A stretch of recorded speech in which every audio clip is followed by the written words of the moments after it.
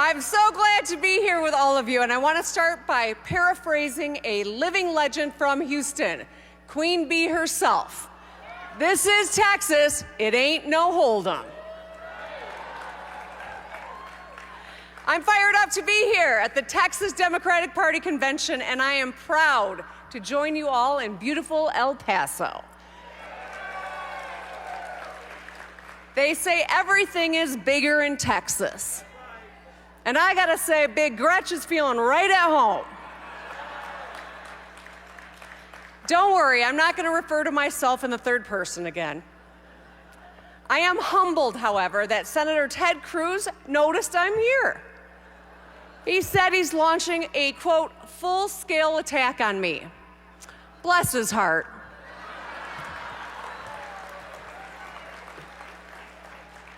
Anyways, let me tell you a little bit about myself. I was raised in a bipartisan household. My mom worked for a Democratic attorney general. My dad worked for a Republican governor, a normal, pragmatic Republican.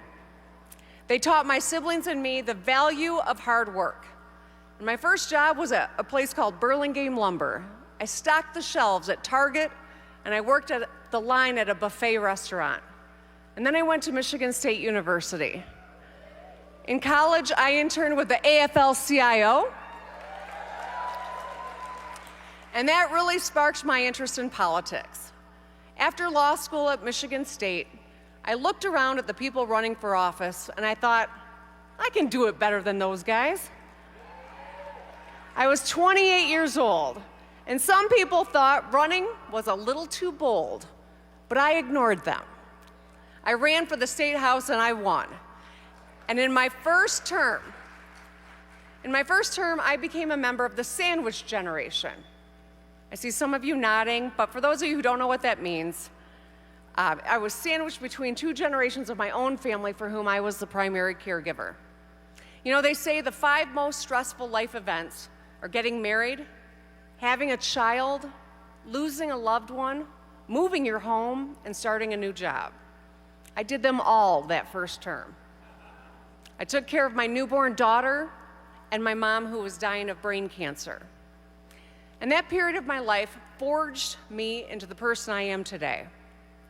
I remember long nights holding my baby, arguing on the phone with my mom's insurance company, trying to make dinner, thinking about what bills I had to pay, and reading the memo for the next day at work. It was not an extraordinary situation, it's life. A baby, a sick parent, a household to run and a career. It's what so many Michiganders and Texans juggle every day. But it made me realize how lucky I was to have the resources that I did, a good paying job, childcare, and a voice in my community. And that's what every person wants and deserves, those basics, right?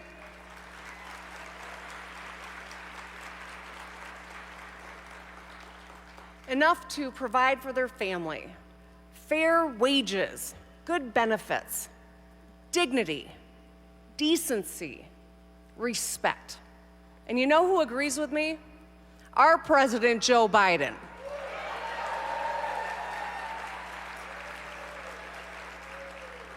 My dear friend and fellow co-chair, Veronica Escobar.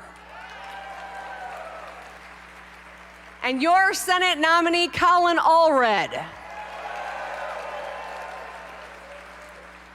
And every Democrat up and down the ballot. So tonight I'm here to do 3 things. Number 1, remind you all to keep fighting like hell. 2, to talk about the stakes this November. And 3, to introduce my friend Colin Allred.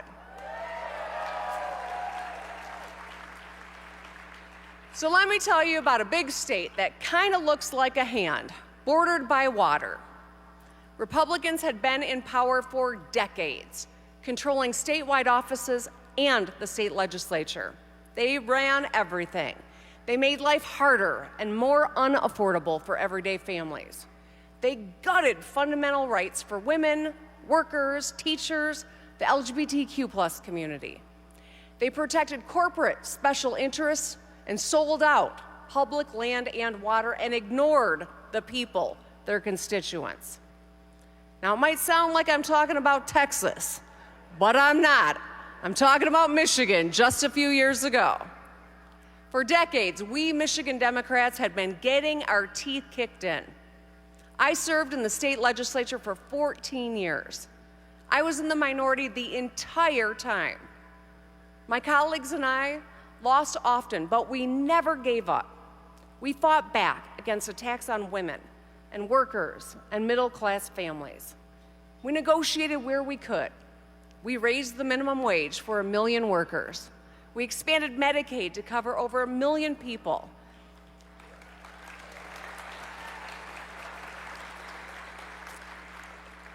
And what I am most proud of is that we were able to get a lot of good stuff done despite that. And we never lost hope. I ran for governor in 2018. During my campaign, I went to every single county, all 83. We didn't write off any part of the state. I listened to everyone. We competed everywhere. And during the campaign, I met a mom who kept making a long drive to visit her son in the hospital multiple times a week. She had busted a rim on the broken roads, which sidelined her for a whole day. It kept her away from her son in the hospital, and it cost her hundreds of dollars and her precious time. When I asked her that day, if I'm elected governor, what can I do that's going to make your life better? And she said, just fix the damn roads. So that's what I ran on, fixing the damn roads. Focusing on the fundamentals, getting things done that make a real difference in people's lives. And you know what? It worked. Just 2 years after Donald Trump won Michigan, I beat the sitting Republican Attorney General by 10 points.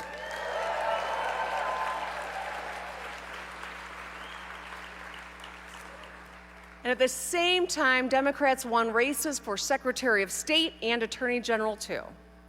Now, we didn't win back either chamber of the legislature in 2018. We emerged from the political wilderness back into statewide power, but still had Republican-controlled legislature. And we got a lot done in my first term while facing historic challenges: a pandemic, historic floods, tornadoes, fires. I know you don't get polar vortexes down here, but that too. And you may have heard of the kidnapping and murder plot too.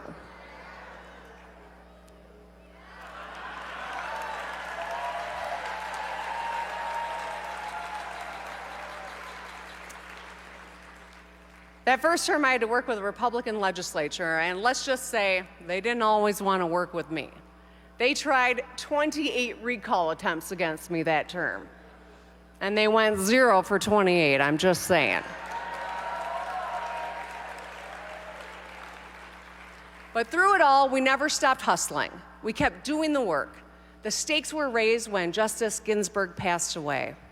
Right then, my legal team and I strategized about how to protect reproductive freedom. Our work culminated in a lawsuit that I filed to keep abortion legal in Michigan before the decision overturning Roe was released. Some people thought I was overreacting. I ignored them. In 2020, Michiganders voted to send Joe Biden to the White House. We put him over the top. And we breathed a small sigh of relief and looked forward to 2022, when we knew we would have a shot at the majority, thanks to new, fair maps that were being drawn without gerrymandering. And then Roe v. Wade was actually overturned. We saw it coming, but we were still gutted by it. I was thinking about how my daughters would have fewer rights than I had my whole life, and how American families wouldn't be able to make basic decisions about their futures. So we sprang into action, made a long to-do list of actions we could take to protect reproductive freedom. We started crossing things off one by one. Even though we couldn't get a law through our Republican state legislature, I used my executive authority to protect people's rights. We held roundtables on abortion in every region of the state. We brought people of all ages and parties and backgrounds to the table.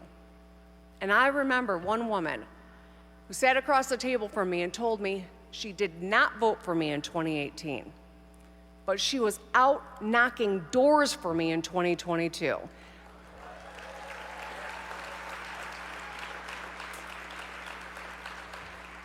I was the first Democrat she ever supported because I was fighting for reproductive freedom. And because of that woman and many like her, we made history in 2022. I won my re-election by almost 11 points against an extreme MAGA Republican.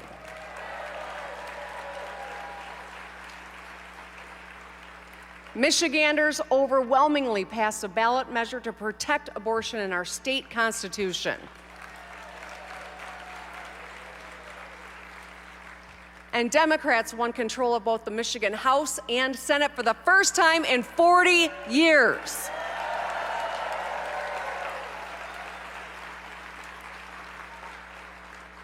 And with our new majority, we Michigan Democrats have a three-part strategy.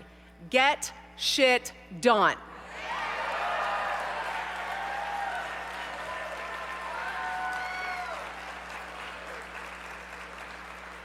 We repealed our 1931 ban on abortion. We enshrined protections for IVF, birth control, and surrogacy into state law. Democrats got it done.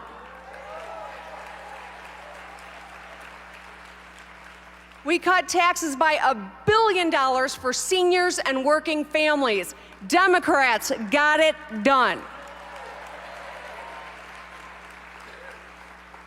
We balanced the budget, paid down billions in debt, raised our rainy day fund to an all-time high. Fiscally responsible. Democrats got it done. We made historic investments to build housing, replace lead pipes, protect the Great Lakes, and fix the damn roads. Democrats got it done too.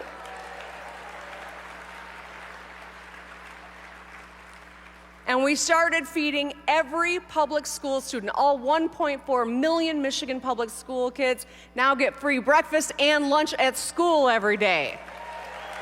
Democrats got it done.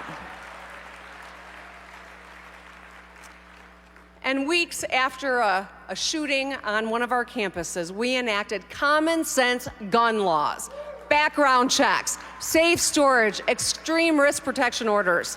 Democrats got that done.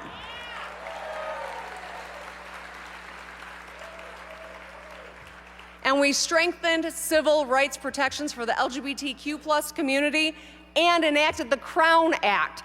Democrats got it done. We stood strong for our teachers by supporting them to do what they do best, teach, and got out of their way. Democrats got it done. So we're on the right track, but our work isn't done yet in Michigan. I'm telling you this story because I see the same future for all of you and the Lone Star State. Texas Democrats, you have been doing the work, cycle after cycle. Texas Democrats, I sense the same hunger for change in this state, and I know this fight can feel futile sometimes. Believe me, I've been there. But to quote one of my political heroes, your incredible Governor Ann Richards, I've been tested by the fire and the fire lost.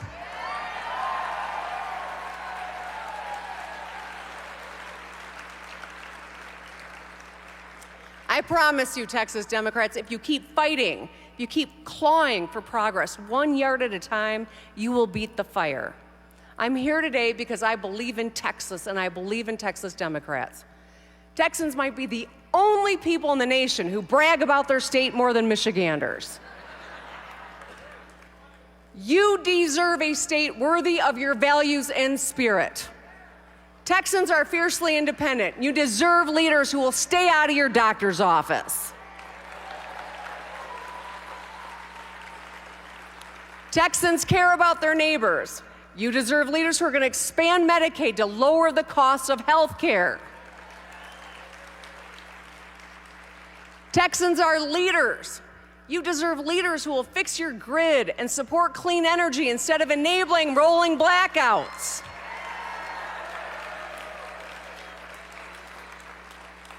Texans have endured unimaginable tragedy, and you deserve action on gun violence, not cowardice.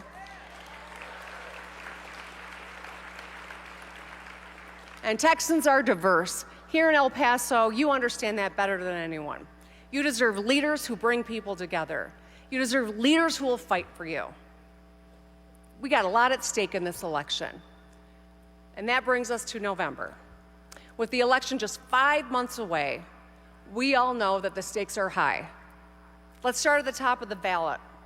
We have to re-elect our President Joe Biden and our Vice President Kamala Harris.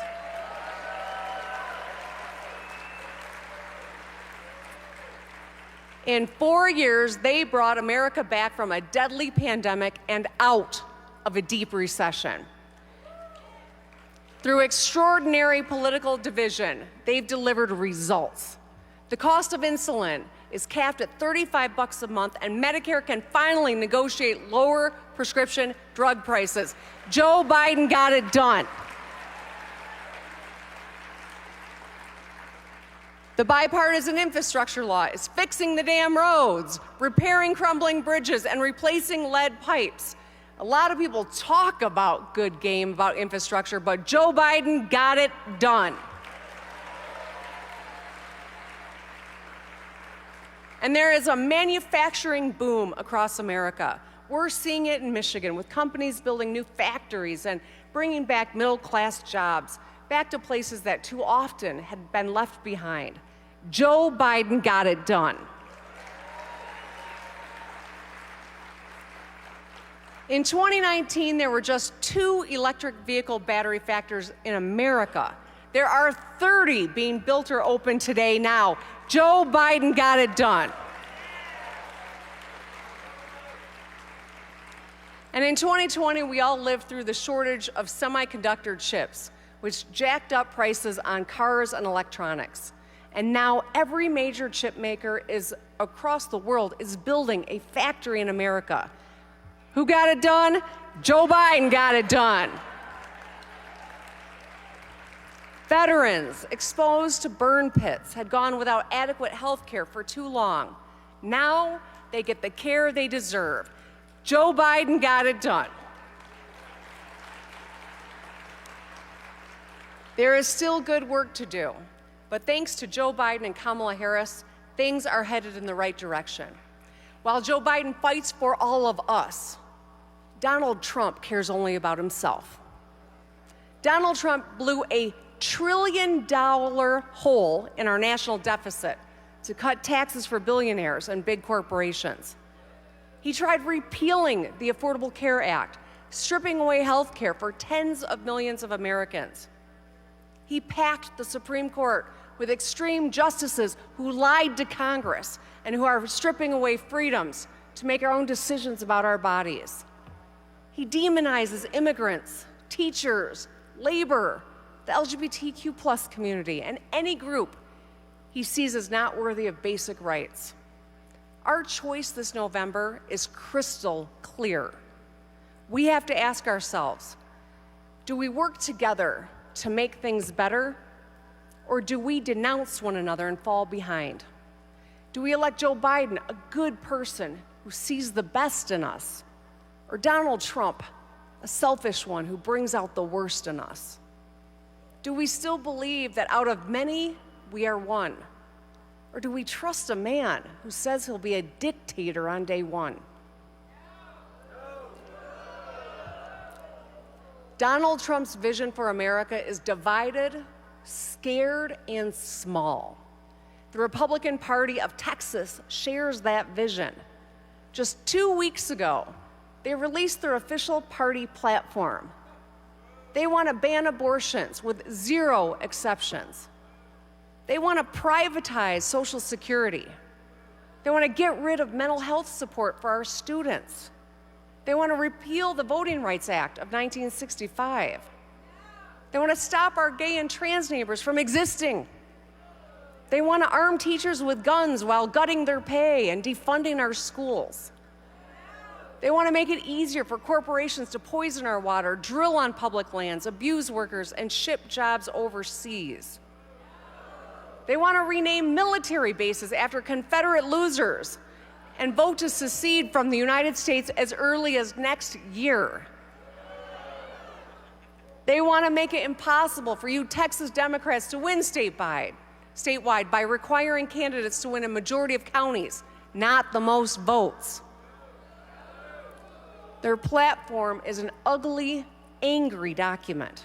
There is no compassion, no appeal to unity, no attempt to call on our better angels. Donald Trump and the Texas Republican Party are wrong about America. We are a strong, optimistic nation. We have one another's backs. You can see that proud, big-hearted American spirit here in Texas. Texas, you have the power in this election. You decide your city councils, your mayor's offices, your state legislature, your governor's office, Congress, and the White House. This November, we need to get out there and knock some doors and make the calls and go vote. The stakes are high, and every one of us can and must be a part of this. And that brings me to my last order of business. I want to tell you about my friend Colin Allred. Colin is running for the U.S. Senate to fight to lower health care costs, to protect Medicare and Social Security, to expand access to trade schools, to pass comprehensive immigration reform, and to take care of our veterans. And oh, did I mention he's running against Senator Ted Cruz? Now look, I could say a lot about Ted Cruz. You could say a lot about Ted Cruz. Anyone could say a lot about Ted Cruz. I know Ted Cruz loves talking about Ted Cruz. But there's nothing I could tell you that you haven't already heard. But to summarize, Ted Cruz is all hat and no cattle.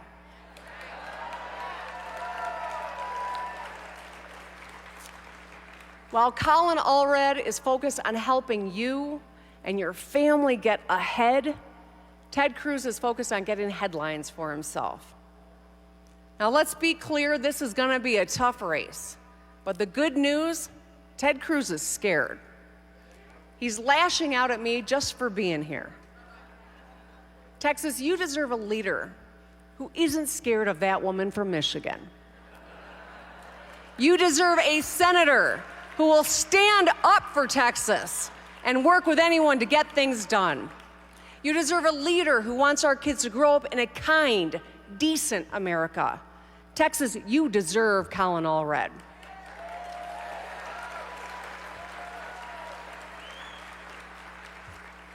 As I close, I want to quote Ann Richards again. The here and now is all we have, and if we play it right, it's all we'll need. This November, Texas, let's play it right. Let's re-elect Joe Biden and Kamala Harris, and let's send Colin Allred to the Senate and end the chaos in the House of Representatives. Let's keep fighting like hell and keep Texas blue. Thank you for welcoming me. Good night.